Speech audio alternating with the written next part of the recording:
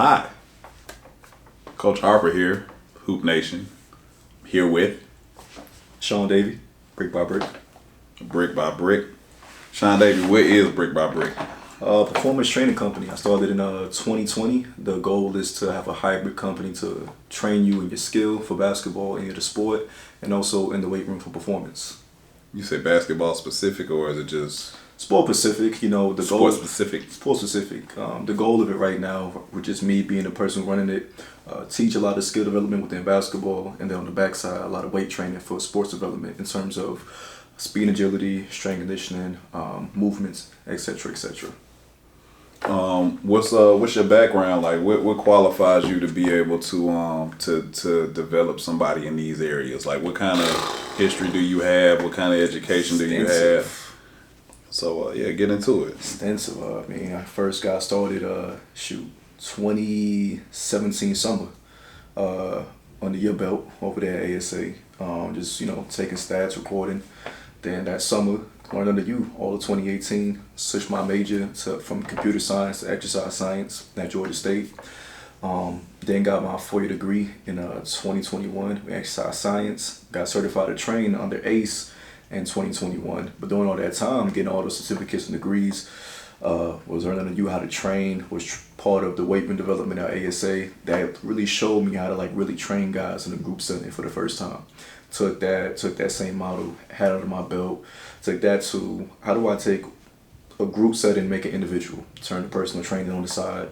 So that led to me leaving the golf course where I was at, my regular 9 to 5, to working at a franchise. Not gonna disclose the name, but I worked at a franchise gym that specialized in You get no mentions around here. You better do us right or you don't get done at all.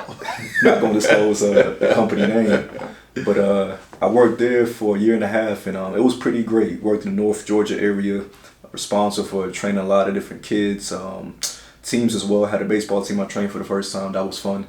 So I learned a lot how to organize the kid structure versus post-grad is older kids. So you from 7 to 17, I learned for the first time how to properly train and develop. So I got at least 5-6 years right under my belt in terms of coaching basketball as an assistant and also training guys, skills development, and weight room.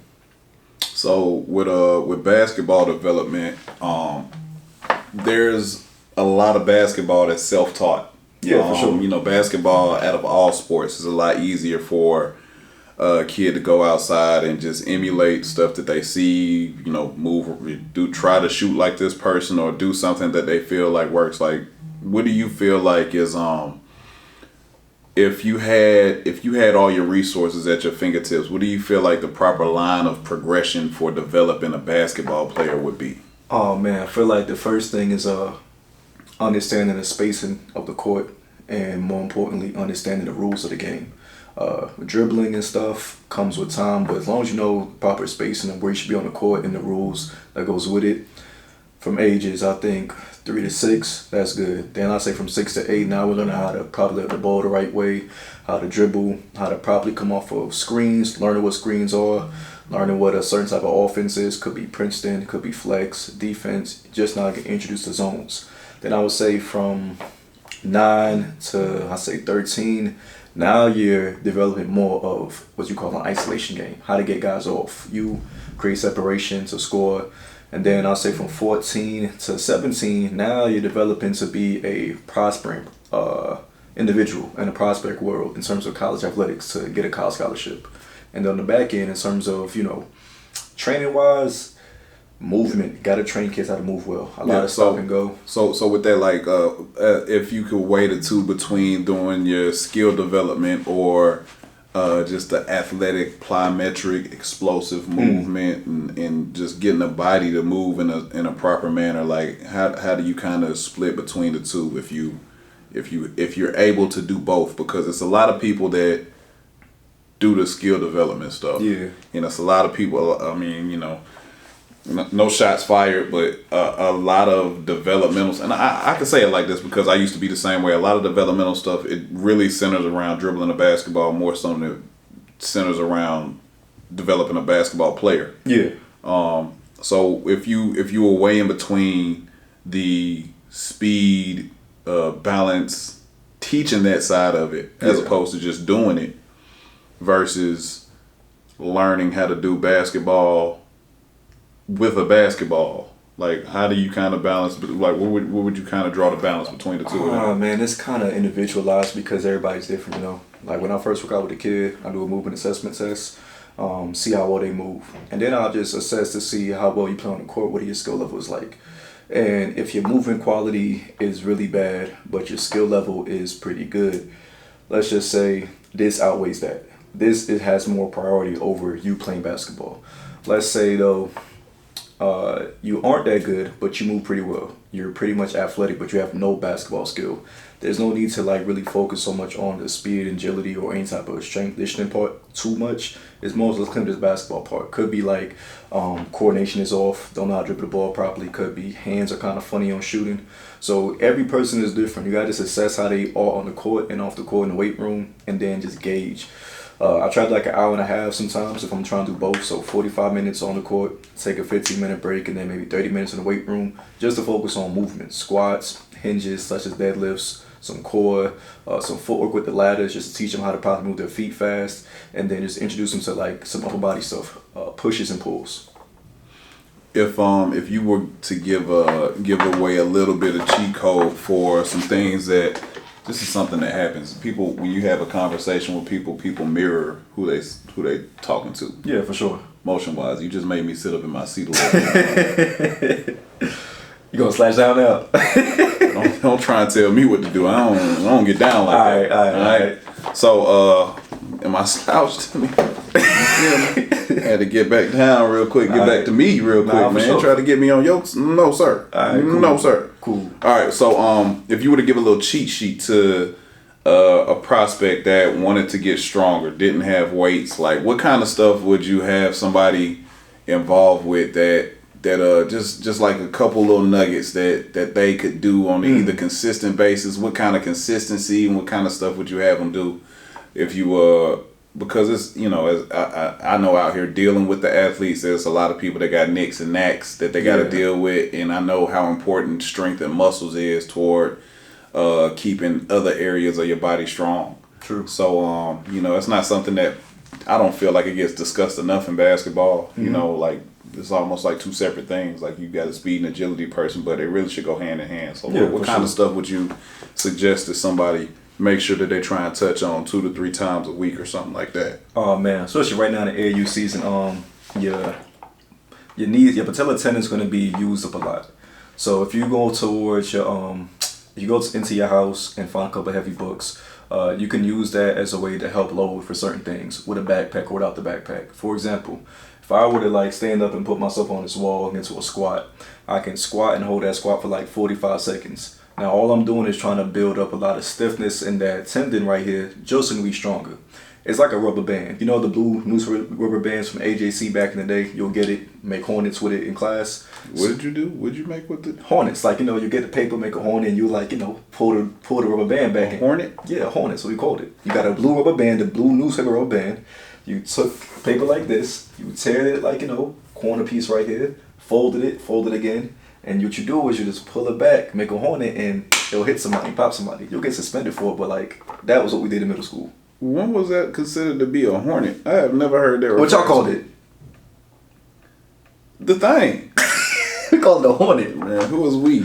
Everybody on the school with. I ain't go to school with them. I ain't never heard of the hornet. So y'all called it the thing. Yeah. Give me the thing. Give me the thing. You called it a hornet. I don't think we didn't have a lot of rubber band interaction when I was in school though. We was more pencil poppy, finger poppy. Oh, y'all was on that wave. Y'all was on that wave, yeah. We had that too. Yeah, we breaking stuff. Yeah, for sure. No hornets. I'm sorry. Please, as you were. But basically, it's like with the rubber band, the more you pull it over time, it slowly starts to fray and start having small tears in it. And it's the same exact thing with your tendons. So basically, by us trying to hold that wall, we're building up the stiffness of that tendon. So over time, it can resist those wear and tears of us always pulling and letting go, pulling and letting go. It's the same exact thing what happens when we're jumping. We're pulling on the tendon, come back to form. Pulling on the tendon, come back to regular form. So it's just a rubber band, no different than a resistance band out there. We pull, let go, pull, let go.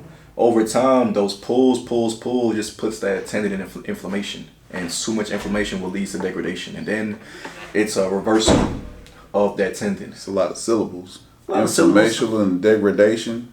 Frey wasn't a lot of syllables, but Frey was... Frey was up there? I ain't know you was going to come with the Frey situation. Hey, you go to school for it, you got to use some big words. There. You getting all in your SAT bag on right now. Stay in there. So keeping the tendons healthy at home, that can help. Also just, doing a calf raise. So same as that thing. So instead of you holding the wall, now you can just stand up, do a, toe raise, hold it for 45 seconds. Keep your Achilles tendon strong. So by doing any type of holds at the crib for 45 seconds to a minute for 3 sets, that's going to keep your tendons healthy during this AAU season. If it gets too easy, you can simply take some books. Just imagine it's a book. And you can just put it on your lap, and now you're adding more weight to your body. So now you're putting more stress. Now it's going to let you get stronger within the movement. You can add a book to your lap every week or so just to progressively overload. And then say you're doing toe raises, you can possibly, you load it with the backpack, put the backpack on your shoulders and do toe raises. So now the weight's on your back, and now, like I said, you're progressively overloading the system to deal with more stress over time. You can, if you have a jump rope's cool too. Jump roping keeps the tendons healthy. Another thing you can do is just stick with the fundamentals. Body weight squats, push-ups, planks, regular planks, side planks. And for the groin is something called a Copenhagen plank. I'm saying it again, Copenhagen plank. Copenhagen. I think that's a type of tobacco. So all it is just, you put one leg on top of a bench or a surface, and then you pull yourself up into a side plank, and all these little muscles in here that gets really worn down during the AAU season, it starts to build the strength within it. You put one leg up. Yeah, so you put the top leg up. Top leg up, so it'll be like this. I go into a side plank, this position, and I'll pull myself up using all my groin muscles. So now I'm incorporating my groin to get stronger over the season. A lot of guys, like yourself, suffer from like a lot of groin, hip flexor issues during the AAU season. Trying to press, run real defense and stuff like that guys are not used to in a regular high school season. And you're doing this for 2 games a day, it starts to have a lot of load on the body. Boy, I'm telling you, man, these kids get older. They gonna feel it. Get older, man. They gonna feel it. Guys get to college and they be coming back to the AAU situation, not even understanding how they were playing 5 real games in a weekend. Like, you don't even understand. Like, the concept doesn't even make sense anymore. No, it doesn't, because you were playing 32 to 40 minute games for 2 times. For real. All day long. Against some real bump if you're nice. Yeah, man, that's tough. It is. With Brick by Brick, what you got going on as far as development? You said you're getting into the team side of stuff. For sure. I know in the past we've talked about maybe an online training component. What you do with teams, is that something you can do remote? Is it something that you need to be present for with everything you do? I mean, at the moment it has to be in person just to make sure like everything's being done properly. I would love to do remote, but in person helps a lot, cleans up form. You build relationships with these players. It has a certain type of emotional effect because seeing a new face of the program allows guys to be kind of motivated more. And if they trust you, it kind of regulates like I got something on my chest about coach I want to tell you about. It's kind of like being that player coach that most programs have. So when players don't want to talk to the head coach, they talk to the assistant coaches as a way to just blow off some steam and feel better. Online stuff, I mean, I did release an all-season program for like high school kids. It's 3 days out the week. You can go to the link on my bio and click it. It's a way to keep you healthy and resilient during this AAU season, so it can help you get better, get stronger, be more resilient. So this fall, when you're with your high school team, you're not beat up and worn out. So that's the whole goal of it. But team training, going on my, I think, 4th season now, team training as a contractor. So what I do is I reach out to different high schools, see if they are looking for a strength conditioning coach. Workout payment arrangements could be through stipends, could be a sit down with parents and agree upon like how much I can charge per kid per month, and we agree upon that through invoices and stuff like that. And the whole goal is to give you something you guys cannot have at your own school because either it's not in the budget, the school doesn't think it's priority, whatever it is. I'm just an outside resource trying to add value to your program.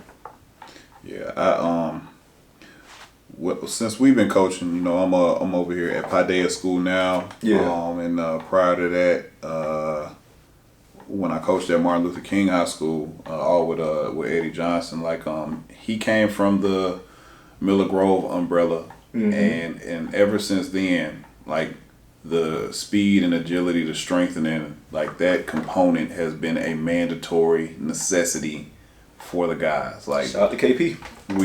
Shout out to KP, big Kevin.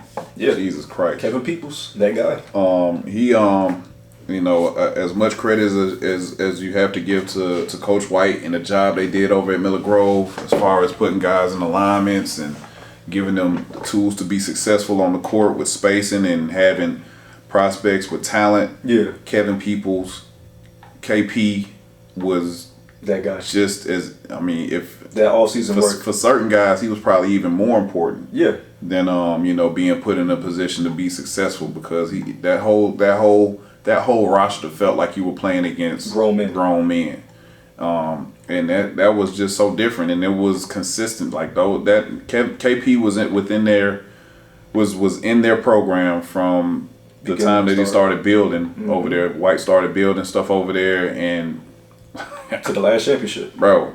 Like he just like them dudes was like, it just felt different. Like every time we played those kids, like the guys that we had, you just knew, because it wasn't like you had guys that were high level, talent wise. You had McDonald's All-Americans, you had All-State performers, but the 6th dude, the 8th dude, like them dudes was coming in, and it was like them dudes was bumping. Built. Like you felt them dudes out there. Everybody was flying through everything. Yeah. And it's only so much you can do with, fortunately your roster turn out a certain way and certain kids come there. But having talent and having a certain mentality that came with the relationship with KP, and also the body to go with it, and the drive to do it all, and then him being there to reinforce stuff through games and stuff like that. Yeah, like it's such a mandatory side of and if you're really preparing your guys to go to the next level, this is what happens. Yeah, all of this goes hand in hand. You gotta think about this too. Like, to add on to that point, like when I was there growing up in the area, and since they all worked out of New Birth,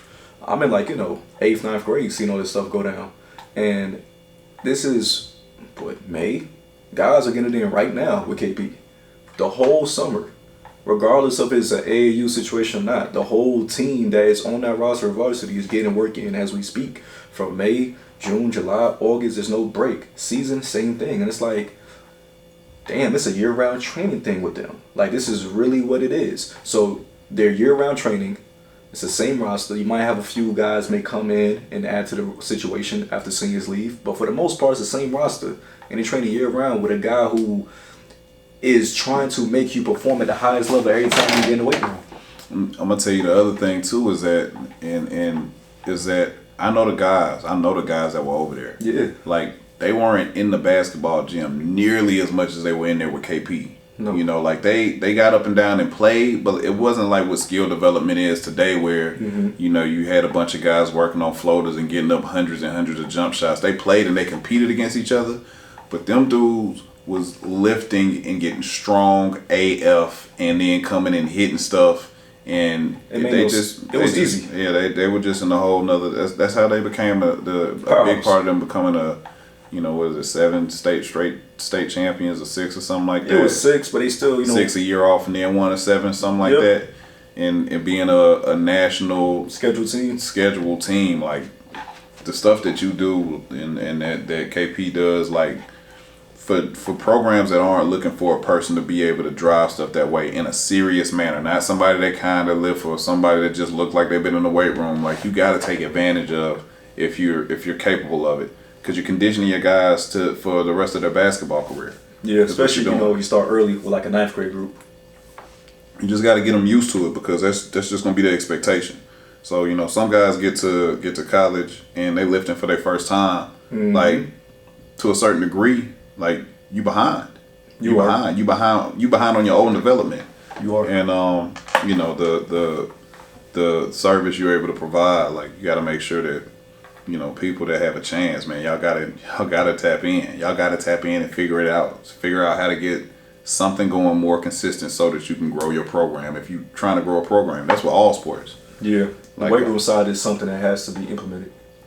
It's a dude that working here, who's we had as a kid that used to play at Pi David. He showed me a picture of him a couple days ago, and he went to Yale. You know, we high academic over here. Yeah, for sure. So he went to Yale to swim.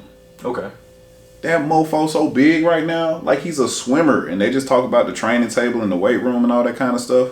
But if you're gonna get there, like, what's the weight? You know what I'm saying? Like whatever he is right now, had he started lifting and getting stronger earlier, he'd be further ahead. His time would be lower. You know what I'm saying? Like it's just, you know, it could possibly be like a national prospect, probably for Swim USA. But you know, like some people just want to rely on their natural skills and abilities. If that's gonna be there, that's gonna be there. But something that everybody can do. It doesn't even have to be a high level athlete. You got to be able to take care of your body and get stronger. Got to. That goes for all players in any sport. Every sport. If you don't have a body, you know, your best ability is your availability. Best ability is your availability. So if you can't hoop, you can't play on the football field, nothing, because you're always broken down, you're never going to be a good player. I don't even want to talk about it right now. For personal issues I know of. That little fella gonna be alright though. What's the best way for folks to get in contact with you, man? Like how are you accessible? Accessible through Instagram, BXB Performance Training on IG. Twitter handle is just BXB Performance. Phone number 678-886-6789. That's my direct number. Go Hornets. They call Hornets. Saying that, I gotta Google it. I bet if I Google, okay, it's not gonna be no Hornet. It's gonna be that. They ain't gonna pop up. Green Hornet might pop up. Not no Blue Hornet. So he's having that thing. It'll pop up. I mean, that's a lot of stuff that's gonna pop up. What you gotta call it if it's something that don't have an actual title. Like you sitting here providing titles and stuff like that. That's what we called it, bro. I don't know why y'all did. Yo, bro, literally we said like, yo, you got the Hornets on you? Like, it was like that. Like, it was legit ammunition. You saw somebody in the hall with a blue rubber band on their wrist, you know it was going down in the second period. There's no way that is a nationwide urban dictionary term. It might be a Salem Middle School term. It might have been, and it might have been for a period. It might be a period of time. I went to Salem too, Nick. Can I say Nick? I mean, yeah, you can. I ain't mean to. You ever seen that? You ever seen that clip of Booker T? You familiar with wrestling? Yeah. You ever seen that clip of Booker T? When he let it slip? When he let it slip, talk about Hulk Hogan, and he just knew his career was over. We coming to get you. Turned his back. Just, oh my God. I lost it. It's over. It's over. Funny part is, you never saw Booker T after that event. It's over. No, Booker T stayed around. Stevie Ray disappeared. Harlem Heat. I don't know nothing about that. Oh, that's that good old WWE. But yeah, man, we got something else I'm supposed to be tapping on. Like, I ain't leaving nothing out. We talked about the B in it. No, we talked about the BXB. Talked about background. I think only thing I can probably talk about is growth. I could probably just finish up on my own personal level about, like you said before, the importance of why you should have somebody in your program. And I'll just make it real quick. Having somebody in your program that has a background in strength and conditioning is not just about the aesthetics of being bigger. It's about the longevity effect. When you start somebody at a young age with weight training and speed and agility, you're exposing the body to a lot of demands at a young age, to where as it progresses from year 1 to year 4, it's better to do it within the high school realm than college. Because at some point, these injuries such as stress fractures, pull muscles, even with some players, like a lot of tendinopathy or tendonitis, a lot of that can be prevented within the high school realm by exposing them to the weight room with proper training and proper progression and proper programming. If you don't do that now, you know a couple of guys that you train, by the time they get to college and they're not lifting for real, they're going to have stress fractures. Trust me, it happens a lot. It's a notorious thing. So by lifting, by doing speed and agility, you're increasing your bone density. And that bone density of your lower body and also upper body is what allows you to prevent stress fractures. By you learning how to lift and withstand load and do a lot of sprinting in the off season, you're training your tendons to withstand a lot of high speed forces. I'm not going to keep it simple. High speed forces. It's going to allow you to be more springy, more bouncy when it comes to the season. And then by the time it's playoff time, you're not worn out. You're not saying, Coach, I need some icy hot. Nah, you should be ready to go. And then the off season, you might have a month or two to deload and hop back right in it by April or May. But end of the day, it's about building a long-term goal, because this is how I see it. You start ninth grade and you go become a college athlete and you become, I don't know, a 4-year guy. That's 8 years in the weight room. But say you start your freshman year as a college freshman and you're struggling and you're still trying to get some minutes, you might duck the weight room, you might not take it serious, and now you just half-assing it. So in reality, you probably got 2 years of real weight training in, and say you sneak away with it and become a pro off of talent like we talked about before. Okay, you go to the pros and now you're like, damn, I should have been lifting. I'm not starting right now because somebody stopped me with their chest because they're just that strong. So start early, start now. If you really want to have a powerhouse like we've witnessed in our my young time and his time as well within the east side area of Atlanta, you have to implement strength training within high school.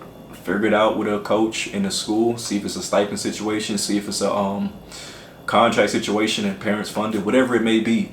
It's an investment that's going to help your kids, your program, your legacy, years to come. It's the reason why Sherman White was able to go to Georgia State. Just that simple. To piggyback off of what you were just saying as well is that I a couple weekends ago Anthony Edwards was in town. Ant-Man. Good Ant-Man action. So we've been knowing the guy that's the head coach here at the school that I'm at was Anthony Edwards. First high school coach. He coached his older brother his last 2 years. Bubba, shout out to Bubba. One be different. And Ant came in right behind him. Played his first 2 years at Thurl High School, and he was in town. You know, I was in the gym coaching my son's team, so we got a chance to spend a little bit of time together, chop it up. And I remember before him going to school, Ant was always big and strong as hell. Like sure. If you look at the old high school stuff, the Holy Spirit stuff, the Thurl stuff, the Atlanta Express stuff, like he was always a grown ass man out there on the floor, regardless of who was out there with him. But talking to him 2 weeks ago, he told me then, even before he went, when he was a grown ass man, that he had never lifted. He didn't lift at all. He was just naturally physically big and naturally strong. Talking to him 2 weeks ago, he says he wished he started lifting in high school. He started lifting in college, but he says the gap right now between it's still a gap between him and his contemporaries in the league right now. Even though he looked big and he got all the explosion and stuff like that, he knows that he has to get stronger to be able to really get to another part of his game that he ain't even touched yet. Something that's kind of getting in the middle of other people's strength is abbreviating what he's able to do, which is hard to imagine because the mofo go get 40. Just natural strength. And hit 8, 10 threes in the game and stuff like this and get wherever he wants to and get eyes at the rim, nose at the rim on you. But if somebody that has legitimately reached the highest level of this game can sit here and say that what we're talking about today is something he wish he started earlier, like what's your excuse? What's your excuse? Yeah, because he's as good as it's gonna get. He gonna end up being a Hall of Famer. Oh, he's a famer for sure. You know what I'm saying? We only 3 years in. You know what I'm saying? Shout out to him, man, because he carried the city well. I love watching him do interviews. I love to hear the lingo and all that kind of stuff. But yeah, if he says that he needed more earlier, what is your excuse? I'll wait. It's gonna be a long ass wait, I ain't gonna lie to you. Coach Harper with Hoop Nation. Again, here with my guy, Sean Davy from Brick by Brick Training. I'm sure all of his stuff will pop up on the screen. You know, make sure you follow my guy and tap in. For sure. Sean has done a lot of work for me too. We gotta talk about that right quick, man. That's some Hoop Nation history right there. He's normally behind the camera. So a lot of the older videos you might see, I don't know if we got enough time. We right at 30 right now on the thing. Oh, it's all good. It's all good. So, but he's done a lot of work for me in the past. You know, as far as just being in the gym, like everything that you've seen is clean. Is the intros, a lot of the edited stuff is like, you know, he's really helped me boost the business in a different kind of way. Doing some stuff that he takes a lot of time to learn, to get better at, so that it's kind of changed up the way certain stuff look. Yeah, man. And you know, I'm extra thankful for it. you know, he dope behind the camera, bro. I can't even lie to you. He dope behind the camera. You know what I'm saying? He always been good people. Always been super accessible for me. His accent been getting thicker and thicker as days go on. You figure the more you live in Georgia, the more it will go away. But I don't know. He getting more Jamaican and New Yorker every time we bump into each other. So I just want to make sure that you know, I give my guys flowers. I don't know if you feel like I appreciate you when we around each other. I mean, I try to make sure that I convey that every single time. Hey, man, you gotta understand. Like, you took a dude who was in school, not knowing what he was doing for real, and by just letting me hang around y'all, man, y'all gave me a purpose for the first time. I think that's what I needed the most in my life around 2021 was purpose and direction, and you know, coming back to basketball, something I love, but finding a niche and a role. I mean, I think I filled it on my own, but you know, y'all just giving me access to do whatever, from recording, taking stats, working out with the guys, all that stuff. Just allow me to kind of figure out which lane do I want to go with within basketball behind the scenes. So, shit, man, I'm appreciating my goddamn self because, man, I don't think if we ain't bump into each other at New Birth. Bro, we had a basketball practice at New Birth, and Sean was in the gym. Drenched in sweat, taking his time to work on a bunch of stuff that he had written down that he had watched Kobe do. He had his Kobe workout that he was going through. All mid-range. He put it all on paper. All mid-range. He was out there doing his gallop run to get as many rebounds as possible, dog. Yup. Yeah, and I stopped him while we was in there. You know what I'm saying? Just because he was in there working and he was in there a lot. So, you know, we chopped it up a little bit, and I guess that then turned into like 5 years later that we sitting right here next to each other right now, chopping it up about, you know, continuing to grow each other's brands and stuff like that. So, you know, like I said, man, I'm super appreciative. I mean, I just appreciate your work ethic, your thoroughness, and all the extra words you like to use to describe simple shit. Hey, I had a professor named Professor Abbott, and if you use some extra words, you will get points off. So blame her. Okay, because my Your verbiage is A1. You know what I'm saying? Your verbiage is A1. I pop mine too. You feel me? I pop mine, but I don't know. When you get in your lane, especially about, you know, your craft, the thing that you went to school about. You know what I'm saying? That's why I just had to cut you off. Or when you know, sometimes I got like another a brother-in-law of mine, Joe. Shout out to Joe Green. He into the technological world. Oh, so they start bringing up all them gigabytes. Bro, I be like, look, man, shut up, man. I don't know. Just tell me to turn on and off. Yeah, how does it work, man? Does it work? Yes or no? Don't tell me about why it's not. I just yes or is it or ain't it? Tell me just that simple. Right, man. So, do you still moonlight with some of the video work too? Are you available for some of that? We got to put some old. Yeah, we got some old. Man, we got some pandemic content we dropping real soon on some of that good OD, that good old action up, so y'all can see what's been happening. Yeah, we blew up like what 500 followers off of that pandemic run. I mean, you know, shit. Well, we had put up some work. People was at the crib. People needed to subscribe to something new. We put up some work. But yeah, man, if y'all trying to hit me up by any video services, time is kind of limited, but you know, I can make time depending on the price is right. So same contact info, same Instagram info. Just let me know, whether it be any AAU events, high school events, individual highlights. Let me know. We'll chop it up, and yeah, man, we can make that happen still behind the scenes. Yeah, man. All right, man. We gonna get out of here, man. Quciktake. Gang. Back 2022.